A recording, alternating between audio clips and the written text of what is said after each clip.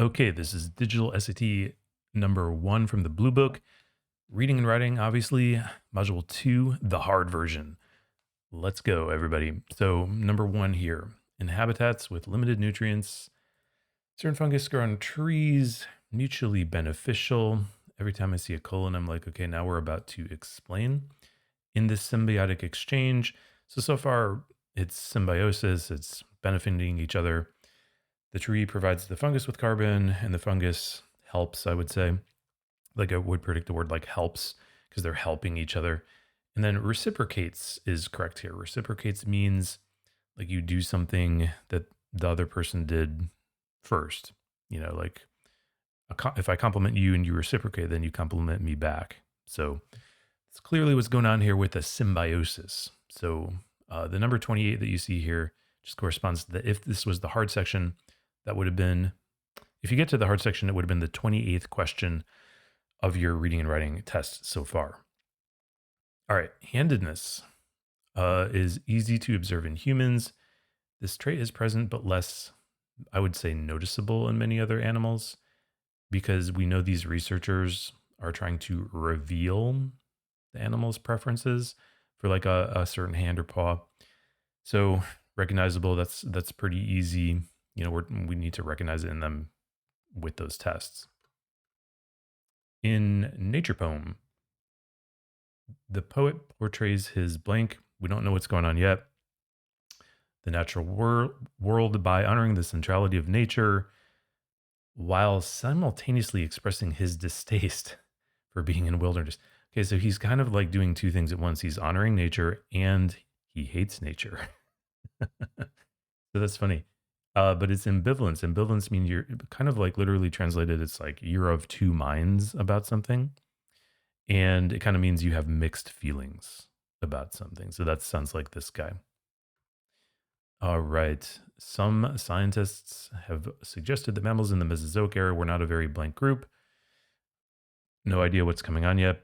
But since we have a contrast here, we know that paleontologist has the opposite view. And they suggest that they weren't all insectivores, and there were various plant-eating mammals, including that flying squirrel. So I'm kind of summarizing this to myself. Basically, the paleontologist is saying that they were mixed. They weren't all just one kind of thing. And that would mean, logically, the scientists would think they are all one kind of thing because we have this contrast. So that the scientists would be complaining they're not a very diverse group. So choice C. All right, critics have asserted that fine art and fashion rarely blank in a world where artists create timeless works for exhibition and designers periodically produce new styles for the public to buy. This kind of goes to show you need to read the entire sentence before you know what's going on. I thought it was just going to be a contrast with timeless, but then I had this other thing where there's these periodically new things.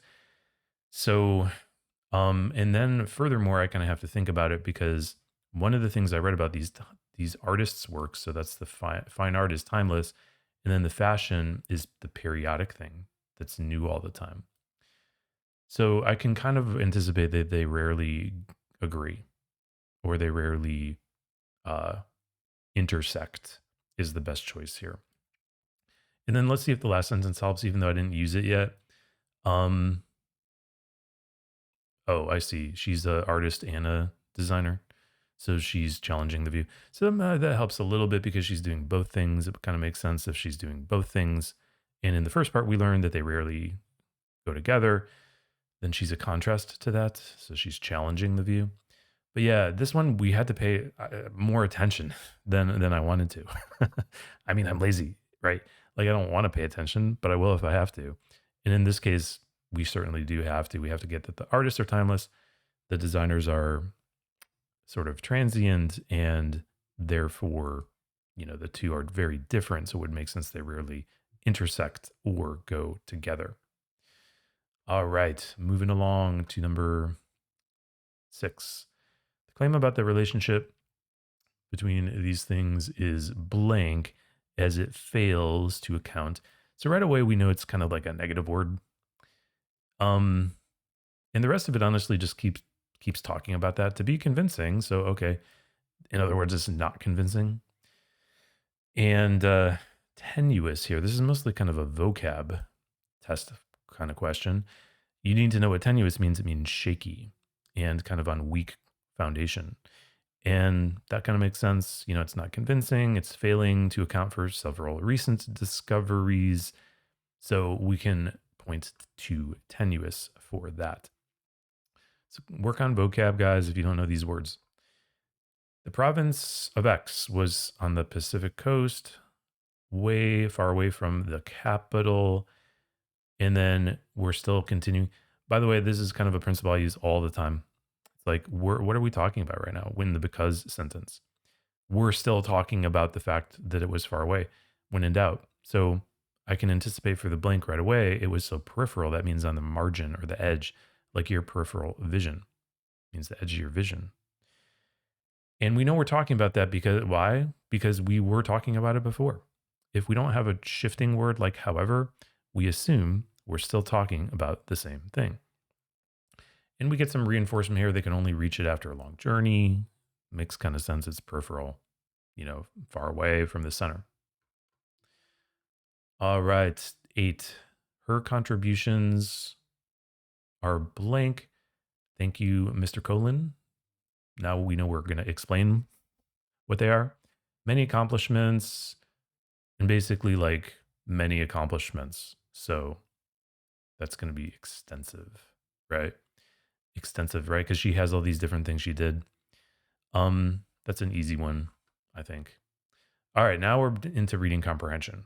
So this is a kind of a weird passage. It seems, it's a satirical novel. A crowd is outside the warden's room, and everybody's like chanting stuff in a confusing way. They didn't know what they really wanted, which is interesting.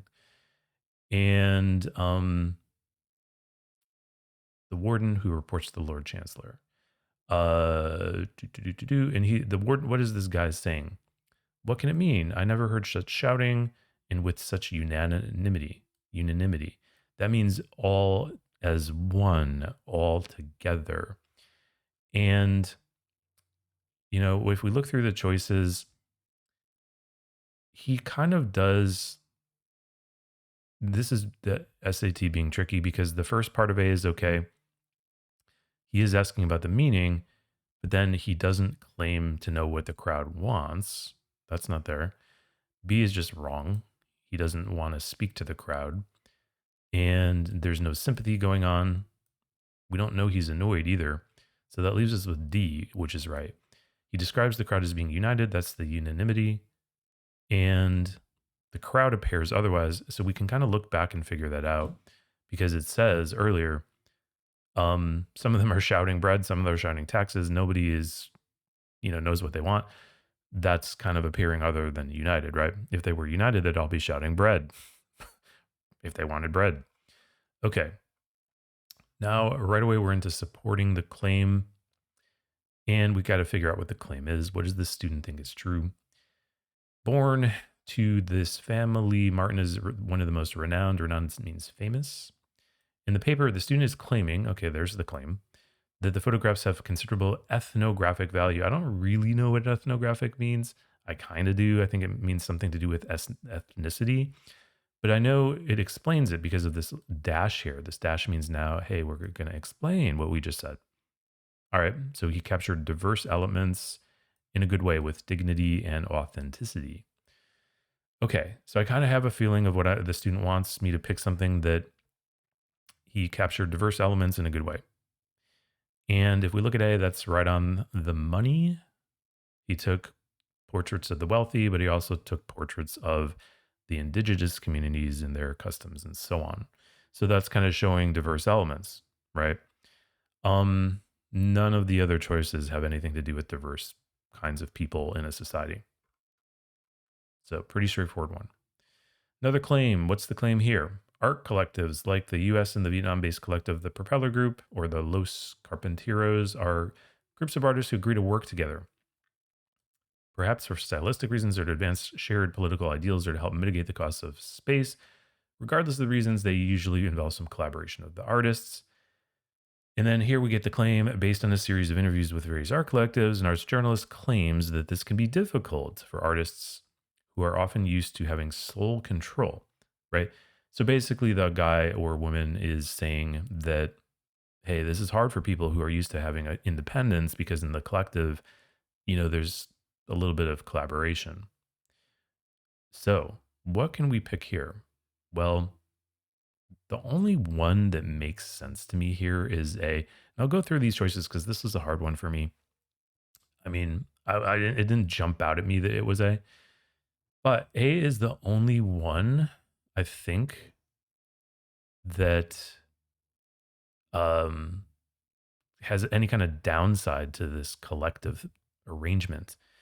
And it's basically saying we had a hard time sharing credit, but the collective didn't last. Now you might say, hey, we didn't read anything about, you know, having trouble sharing credit. But we on a question like this, a lot of times we're going to find information in the choices that wasn't in the passage. Our job is to think about, does it illustrate the claim? Claim is it can be difficult. This is the only choice I see that has, says there's some kind of difficulty in that collaboration. B, it doesn't even talk about difficulty. C doesn't talk about difficulty. It's just saying I have a hard time remembering what it was like to work alone. And this is D is dumb because it doesn't have anything to do with difficulty. So we're good to go there. It's A. So just a takeaway here, if this kind of illustrate a claim question, one thing you guys should know is that the information in the choice might be kind of strange seeming to you because you didn't think about it yet, but it's new information. You're not supposed to have anticipated it. You just have to think about it and see if it does what you want. In this case, illustrate the claim. Kind of the same thing here, support a hypothesis. These are usually more cut and dried. It's like, did the hypothesis prove true? Therefore, it's supported. And there's a little bit more nuance to it. This is a slightly harder one. So there's a decline in dusky sharks. And the hypothesis is that the decline in dusky sharks led to a decline in the population of eastern oysters. The dusky sharks don't eat the oysters, but they do consume the predators of the oysters. So let's just think about that for a moment. What's happening here? If the sharks went away, then the cow nose rays are free to eat as many oysters as they want because the rays are now not getting eaten by sharks all the time. So that's the situation. The oysters are like, damn it, I wish those sharks were back because they ate our freaking predators. All right, well, let's think about the choices here. What can we pick? Well, the right answer turns out to be D. I'll go straight there for efficiency's sake. The cow nose rays have increased in abundance, so there's more of these predators of the oysters as the dusky sharks have decreased. And that would support the hypothesis, right? Because the hypothesis is basically like the shark population decline is connected to the oyster population decline. And now if we learn that the rays have increased as the dusky sharks have decreased, which kind of is logical, right? Because they are not getting eaten anymore. That would make that connection make sense because now the rays are eating oysters all day long without worry about the dusky sharks as much. So let's just dive into some choices here. You can skip ahead if you're not interested in this, but sometimes it's interesting. So declines in the regional abundance of dusky shark's prey other than cow nose rays are associated with regional declines. This is just kind of unrelated. It doesn't go along with the hypothesis because it's not really affecting the oysters. It's just a unrelated thing. And sometimes I'll read a choice and I'll kind of be like, am I just dumb or is this just not connected? And if I can't figure out a connection after thinking about it, it's probably just not related. You don't have to put together like a puzzle here, really. It's just more about like cause and effect on one level. B is unrelated as well. It doesn't really affect the hypothesis because who cares if there's more oysters in areas with both of them. It doesn't really make sense why there's a mutual decline. And if we learn that C kind of it contradicts our hypothesis, it's like, hey, it began before the dusky shark decline. Therefore, it's probably not related. So that's like weakening our hypothesis because it's introducing, it's kind of hinting there might be another reason it happened even before the shark decline. So maybe it's unrelated. So, the oysters are unrelated to the shark decline. So watch out for that. That's a trap answer too. The two typical trap answers I see for these are unrelated and opposite of what you want. Strangely enough, that can be tempting because it's something is being affected by something, but it's just the reverse of what you need it to be. So anyway, moving on. What's the argument here? They wanted to collect a Mexican American folklore. Espinoza thought it was from Spain. And then Paredes, by contrast, argued that it's mostly the interactions of various cultures in Mexico and the US. Okay, so we boil it down to Paredes' argument, which is it's mainly the interactions between Mexico cultures versus the US cultures. So what would support that? I don't know. No idea, to be honest. I'm going to look at the choices and see. I'll skip to the answer here. The answer is D. And I had to look back for this. Most of the folklore is ballads about history and social life. So far, that doesn't help me. But when I see this recent origin, and then I'm like, oh yeah, the other guy was talking about the 16th to early 19th centuries. That's not recent. Whereas the US interactions is the ongoing interactions of various cultures. So that's kind of recent, right? It's ongoing, So that's definitely supporting the latter hypothesis. So just we look for something that kind of goes with a hypothesis as a match, and like recent origin definitely fits the second hypothesis. Now we got to do logically complete. So there might be a situation that doesn't make sense and we have to make it make logical sense. So what is going on here? The background information, carotenoids, it's like, okay, we don't have to memorize it, but we should be able to kind of summarize it a little bit and be like, okay, birds eat these molecules that make feathers colored. A lot of times it's saturated in male birds and they confer health benefits. The deeply saturated colors serve to communicate what is known as honest signal of a bird's overall fitness. So I had to kind of absorb that. I'm like, okay, the coloration from these carotenoids indicates the bird is healthy. However, we found that this species, this tanager, use feathers to manipulate light, creating the appearance of it without having to eat this carotenoid-rich diet. So it's like they can get away with eating junk food and fake that they're healthy. So basically, they're faking it, right? And if we look through these choices, it looks like, again, it's D. The male tanager is a dishonest signal, right? So that's logical, right? Because it's like the carotenoid signal color thing, it shows fitness, but it's like, hey, the tanagers can do it without eating carotenoids. Therefore, it's dishonest. So it's kind of just like logic here. We have to absorb what's going on in the passage.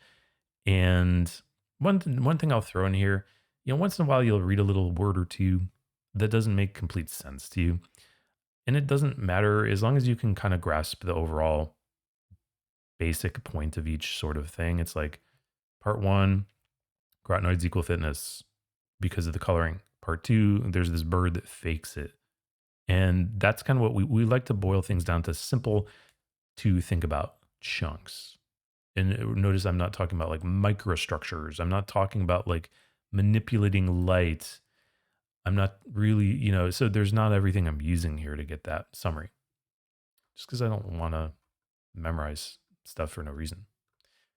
Okay, another one with logic, logically completes. Among social animals, care for their young, chickens, peacock monkeys, and humans, newborns show an innate attraction to faces and face-like stimuli. So she and her colleagues use an image of 3 black dots arranged in the shape of eyes and nose or mouth to test whether this trait also occurs in tortoises, which live in Newfoundland and do not engage in parental care. Oh, and the tortoise hatchlings showed preference for the image. So again, we can kind of think about this. It's like newborns attracted to faces in animals that care for the young, and they tested on the tortoise who doesn't care for the young, and it still worked. So it's kind of like basically we don't care if you care for your young or not. Like your young are going to be attracted to faces. Doesn't that make sense? Because it worked even in the tortoises. And now when we read B is right, researchers should not assume that an innate attraction to face-like stimuli is necessarily an adaptation related to social interaction or parental care. Yeah, because this is basically saying it's not just parental care kind of animals.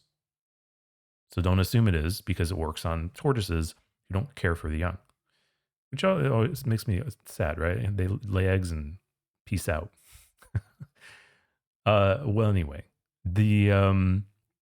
as always with these videos, I mean, it's a long video, so what I like people to do is like, if you have a question about a certain question, comment and I'll answer in the comments. All right, another logical one. All right, integration of digital technologies through book creation occurred in the late 20th and early 21st centuries, lowered the cost of book production, but the decreased costs have been most significant in the manufacturing and distribution process, which occurs after the other stuff. Okay, so the costs went down the most. This would suggest what? Well, I guess it would suggest D. This is kind of like a logical thing here, right? The costs of writing and editing were less affected than the cost of manufacturing and distributing. This is surprisingly difficult for people, but it's kind of like a safe inference. If manufacturing and distribution are the biggest decreased costs, therefore, the other costs other than those are not as big, right? So that are not as much affected. So therefore, D makes sense. So think about that. Like if I have more money than you have less money than me, right? That's something safe to infer. If the manufacturing distributing costs were more affected than any other cost, or most significantly affected, then the other costs were less affected than those were. So hopefully that logic makes sense. It's kind of has to be true. All right, so now we're in grammar land. We see this standard English. We've got to do some grammar, punctuation. So, and I don't care about this first sentence. I'm just skipping to here because I have a feeling I can get away with it because it's just punctuation. Punctuation is either right or wrong. So it's like recently engineer Urka in Finland used the chemical compound aluminum oxide so this is one of those ones where there's just no need for a punctuation mark. And I like to tell people, like, if you don't have a good reason to use a comma here, don't use one. You need a reason, like a rule, not just because you feel like there should be a pause. So yeah, no comma required. This one I can also do without reading the first part. I always try that because it saves time. Interestingly, the triangle representing the mountain itself is, right? I probably shouldn't do this. I mean, I need to sometimes know like what tense it is, but in this case, there's only one singular option. And what's the subject? Triangle. The verb is. The triangle is among the few defined figures, right? So we just sort of have a positive phrase here in between the subject and the verb. Often there is a kind of a phrase in between the subject and verb. I think that's in the positive. I forget if I'm using the correct grammar term. But anyway, we just say what is the triangle is. We got to go back and look for what actually is among the figures. So often it's right at the beginning of the sentence. Stomata, tiny pore structures. This is another one in the article, plant cell biologist Yuri Lee. Really no need for a comma anywhere there. There's no rule about names and commas, you know. In this kind of situation, there's absolutely no good reason to put commas around this person's name. And yeah, just kind of, I always kind of like to hack the test a little bit and get away with stuff. So it's like, did I need to read the first part? You know, not really. It's just punctuation. Punctuation is almost never affected by previous sentences. At the end of the day, the sentence with the punctuation in it just has to be right. So this one, researchers studying whatever this is determined why some soil dwelling roundworms move in the opposite direction of Earth's magnetic field when searching for food.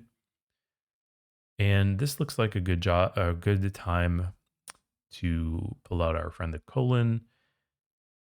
What do we think about with colons? The part after the colon explains the part before. Everything from the colon to the left has to be a standalone sentence, which it is.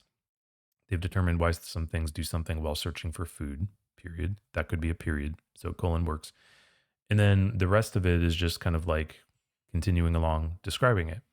So this is a good time to use a colon. Colon means we're going to explain. The only rule we really have to check with a colon kind of is the part before the colon has to be a standalone sentence. The part after could kind of be almost anything. A comma would be wrong. That would be, it's a comma splice because it's joining two complete sentences. Because from the word in to the end of the sentence, that's another standalone clause or independent clause or sentence. We can't join those with just a comma. And then while wouldn't make sense because we're not contradicting or shifting. And we need something to join two complete sentences, so we can't just use food. All right. Researchers, I'm skipping ahead here. The shape, and then we have this prepositional phrase. And then we even have an appositive, this non-essential phrase. I shouldn't use the word appositive if I don't know what it means. Okay, it's a non-essential phrase. So we have two things in the way of the subject and the verb. The subject is shape. Then we have this prepositional phrase beginning with the preposition of, which we can kind of cross off. Then we have this non-essential phrase like the shape of each person's ears, which we can cross off. And we're left with the shape is unique. And again, that's my only singular choice. I don't really have to pay attention to the tense here. The shape is unique. It's just testing subject verb agreement, not so much tense. All right. Just one big, oh wait. I can do this one. I have confidence. Hopper's career would involve more than just equations, though. I like A here, and we can end the sentence at the word though. Her career would involve more than just equations, though, period. And then good time to use a colon if everything before that was a complete sentence and everything after it is just kind of explaining it. And everything after it doesn't need to be a complete sentence, even though it is in this case. So we kind of could have used a period here or a semicolon, I suppose. This would fail because the comma after the word though would create a comma splice because they're both standalone sentences. C would create an illogical transition because the word though would kind of indicate a shift or contrast. And then D you need something to join two complete sentences or clauses, and D doesn't use any punctuation. When I say something, I mean some kind of punctuation in some aspect. All right, moving on. Logical transition time. This is where we definitely need to read because you have to understand the meaning. You can't just get away with what I was doing before. So we learned that the auroras result from the sun. And then it would seem like we're continuing to explain this. Blank the sun releases charged particles. They collide with atoms. So if I look through the choices here, D is a little sneaky, but it's wrong. It's not saying as a result, the sun releases charged particles. It's more like just going into more detail. So specifically is right. It's not similar, and we're not shifting with nevertheless. We're not contrasting. We're basically continuing to talk about the process of the sun causing the aurora. So specifically makes a lot of sense. hence or therefore would only make sense like as like a cause and effect thing. Like I studied really hard, hence I got a perfect score on the SAT. All right. Logical transition again. The US Supreme Court has resisted calls to televise. Concern, this is a good concern, I guess, that people would be tempted to perform for the camera. And then the second sentence seems to be going on about the same thing. They're still worrying that people wouldn't even watch. So it's another detail about like why we shouldn't televise. So additionally, it makes sense. We're not comparing two things, and we're not giving an example of the first thing. And you have to think about that. Like, what was the first thing? Performing for the cameras. If we used, for example, we'd have to give an example of somebody performing, like goofing around or something, trying to sound smart or something. And we're not shifting with however. So it's an additional reason that they're against TV for their recordings or the whatever it is. You know what I mean? The more diverse and wide-ranging an animal's behaviors, the larger and more energy-demanding the animal's brain tends to be.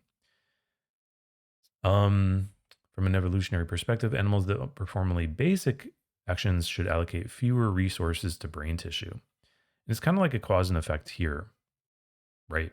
This is thus. Because it's like, you don't need you only need a big brain if you have an energy-demanding brain. Oh, wait, hold on. The more energy demanding and diverse your behaviors are, the more the bigger and energy demanding the brain is. So if you are the opposite, if you don't do anything, you don't need as much brain tissue. So it's like therefore kind of thing. It's like a logical conclusion. So thus does the job for us here. Two more, note takers. So skip ahead to the question. We got to emphasize the duration, how long it was, and the purpose of the work. So I'm honestly not even going to read the notes. Sometimes this is a time saver for me. There's probably only one choice that talks about both of these things. A does not talk about the duration nor the purpose. B talks about the purpose but not the duration. And C looks like it talks about both, right? Because they've worked to preserve their culture, and it tells us how long they've been doing it. And then D is nothing to do with anything. So I feel like we kind of outsmarted the test a little here. We didn't have to read these notes, even though we could have. If you do want to read them, I have no shame in that. But you want to look for something like what part of the notes maybe, give us the duration and purpose, so this, the 2003, and, what are they doing? And I guess it does it even tell us her purpose? I guess so, because she's founding a museum about it, but it doesn't. Oh, yeah. And Vermel is a preservationist. Oh, yeah. It tells us their purpose if we look at their jobs. They're historians, storytellers, and preservationists. So do you need to read the notes? No. Should you? Just depends on how accurate you feel with your elimination. But definitely, it's just a hack that you might try. Don't be afraid to read the notes. Notice what we're not doing was we're not like trying to memorize the notes. There's way too much information here that we don't care about. Same thing here. Let's see if we can do this one without the notes. The aim of the study. Okay, that would mean the goal of the study. And I feel like I'm not going to be 100% confident with A, but let's just see. This is definitely a goal. We want to know what factors influence the clutch size. And this is a finding. That is not showing us the goal. This is sort of a finding as well, like a fact. This is a kind of a method, a methodology. So again, I think A is really the only one that's talking about the goal, the aim of the study. And usually the aim of the study is something you talk about before your study. And we kind of see that here with the second bullet point.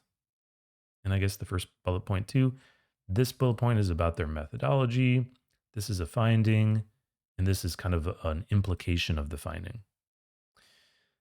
So a bunch of stuff, again, we didn't really have to look at, Um, again, these are little things you can try. When in doubt, look at the notes, but honestly, look at the question first. See if you can figure out the aim, and just kind of go, go to the parts of the notes that seem to talk about this study goal.